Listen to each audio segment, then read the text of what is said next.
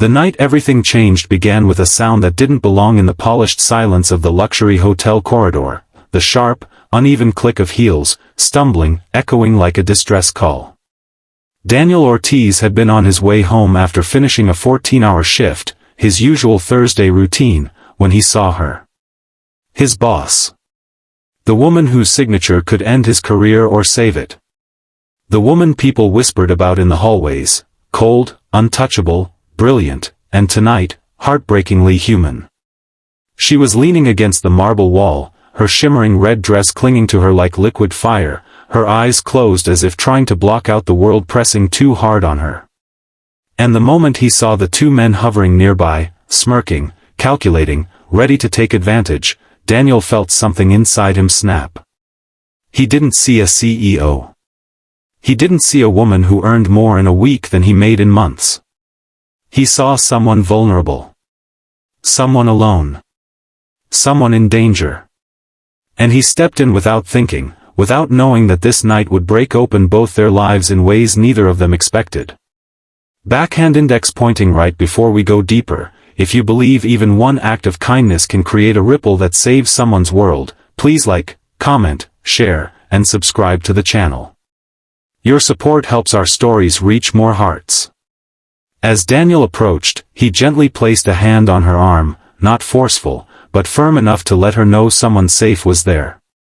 The two men took one look at him, tall, broad-shouldered, still in his security uniform, and muttered something before disappearing around the corner. When they were gone, Daniel exhaled, realizing his heart had been pounding. His boss, Alina Verano, blinked up at him with heavy, half-focused eyes. Even through the alcohol haze, embarrassment flickered in her expression, as if she hated that anyone, especially an employee, had to see her like this. But she didn't resist when he helped her stand properly. She didn't pull away when he guided her toward safety. All she whispered was a barely audible, "Please, don't leave me." And he didn't. Daniel got her into the private lounge reserved for executives, helped her drink water, made sure she wasn't in medical danger, and arranged for a company driver to take her home. Not once did he cross a line. Not once did he judge her. He simply protected her. And before she was taken away, she looked at him with an expression that felt like a secret shared only between them, soft, vulnerable, grateful. Then she was gone. And Daniel assumed that by morning, she would pretend none of it had happened. Because people like her lived in worlds where mistakes were locked away, hidden behind power and perfection. And people like him, well, they didn't belong in those worlds. The next morning began like any other, breakfast chaos with his 6-year-old daughter, Sophia, who insisted her braid was too tight, a rushed walk to the bus stop, a cheap coffee in a reused thermos, and a quiet prayer that today wouldn't bring any new problems. Being a single dad meant always waiting for the next curveball. The rent was increasing next month, his car needed repairs he couldn't afford, and Sophia had been asking about her mother again, a mother who had chosen freedom over responsibility 2 years ago. By the time he arrived at the corporate building, his mind was already racing through his to-do list. He was ready to blend into the background, to work quietly like he always did. But fate had different plans. The elevator doors opened, and there she was, Alina. Standing tall, stunning in a black tailored suit, looking nothing like the vulnerable woman from last night. Her eyes landed on him immediately. Not with indifference. Not with embarrassment. With clarity. Recognition. And something he couldn't name. She stepped inside the elevator with him, and for a few seconds neither spoke. But the silence wasn't awkward. It was charged. Heavy with unspoken truths. When the doors closed, she turned to him fully. For a moment, Daniel braced himself. Maybe she'd threaten him.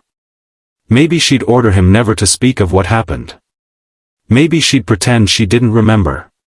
But she didn't pretend. Not even for a second. She thanked him. Quietly, sincerely, with a depth that made Daniel's breath hitch. She admitted she hadn't felt safe in months, that the weight of running a company alone, pushing through rumors, fighting betrayals, had finally cracked something inside her. And that he, a man she barely knew, had been the only one who didn't treat her like a trophy or a threat. Daniel didn't know what to say. He wasn't used to being seen, not like that. Not by someone who lived so far above his world. But Alina wasn't looking at him like a boss. Or like a billionaire. She looked at him like he mattered. And that terrified him more than anything. For the next few weeks, something unspoken grew between them.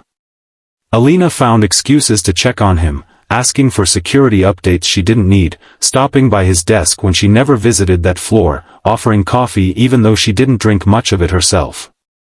And Daniel found himself waiting for those moments, even when he tried not to. He reminded himself she was his boss. A woman drowning in stress. A woman far above his reach. A woman who, even if she cared, lived in a world that would judge him, reject him, ridicule him. What could he possibly give her? A half-repaired car? A tiny apartment that shook when the neighbors argued? A little girl who needed more than he could ever provide alone? But every time he tried to pull away, something happened that drew him back. Like the afternoon she ran into him outside the building, just as he was leaving early because Sophia's school had called. His daughter had fallen and hurt her ankle. Daniel was panicked, flustered, ready to sprint to the bus. Alina didn't even let him explain. She grabbed her car keys and insisted on driving him. She met Sophia that day. And the moment Sophia, wide-eyed, curious, innocent, wrapped her small fingers around Alina's hand, something softened in the CEO's usually guarded expression. She stayed with them in the clinic waiting room. Bought Sophia an ice cream afterward. Sat on a bench outside and listened to Daniel talk about parenting, fear, exhaustion, love. And for the first time, he saw loneliness in her too, deep, aching, hidden behind layers of success and expectation.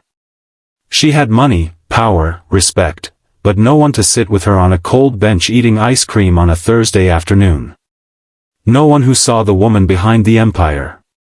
No one except him. Rumors began to swirl at work. Whispers about why the CEO kept appearing near Daniel. Comments that ranged from envious to crude. Daniel hated it. He didn't want attention. And he didn't want her to get hurt because of him. So one evening, he tried to distance himself. He politely told her that they shouldn't interact outside work so much. That people were talking. That he didn't want her reputation damaged. Alina listened quietly. Too quietly. And when he finished, she looked at him with a heartbreakingly gentle sadness, nodded once, and walked away. It felt like he'd slammed a door shut with his own hands. The next week was cold. Professional. Empty. She no longer stopped by. No longer asked about Sophia. No longer looked at him in the hallways. It was what Daniel had wanted, wasn't it? But Sophia noticed. Why doesn't Miss Alina visit anymore? She asked one morning. She made you smile. You don't smile much, Daddy. Daniel didn't know how to answer. It wasn't until the night he found Alina alone again, this time on the rooftop of the corporate building, not drunk, but defeated, that everything changed. She wasn't crying. She wasn't breaking down. She simply looked tired in a way success couldn't fix. She confessed that the board was attempting to push her out, sabotaging her decisions, spreading rumors. She said she felt like she was losing everything she'd built. And Daniel realized something. Alina didn't need protection from him. She needed connection. Honesty. Someone who wasn't afraid to stand beside her, not because she was powerful, but because she was human. He apologized that night, not for helping her, but for pulling away. For letting fear decide for him. For forgetting that she, too, was allowed to need someone. Alina didn't say anything. She just stepped closer, her breath trembling for reasons neither of them dared speak. And for a moment, under the cold city lights, two people from different worlds felt frighteningly, beautifully close. From that night on, their bond